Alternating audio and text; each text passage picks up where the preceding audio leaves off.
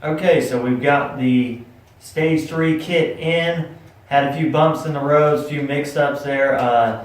So basically, like an idiot, I ordered the wrong flywheel. I was just too excited and just putting carts in the basket and I just want to get them here as quick as possible. And I ordered the wrong part number.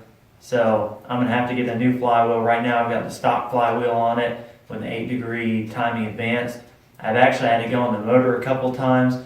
Heard a lot of noise when I first put it together, and I suspected it was rod, even though I had measured the oil clearances several times with two separate micrometers. Anyway, I found what I think to be is a really sticky lifter, so I've actually swapped the lifters around from which push rod push on, and it seems to be a little bit better. I'm still getting a lot of noise out of it, so at this point, I don't care. I can buy another motor, I can buy another crank, I can buy another rod. I found when I did this and I clayed everything, I had a ridiculous amount of clearance left to bump up the compression a lot more. So I did a plus 20 rod, that's 20 thousandths longer than the stock. My piston is actually still in the hole 25 thousandths, so if I do trash the rod, I don't care. I'll just order the plus 40 rod, which will get me closer to zero deck height, which is what I prefer anyway. I might end up doing that just because I want to squeeze as much compression as I can out of this. So at this point, it's still making noise. I said I've bent it a couple times. I actually pulled everything back apart. The cam and the rod and the bearings look fine. It just is what it is at this point. So we're going to find out if it blows up. It blows up. At least it'll be on film. So it is what it is. We're going to run it and see what happens. We're also going to bust out the drift trike.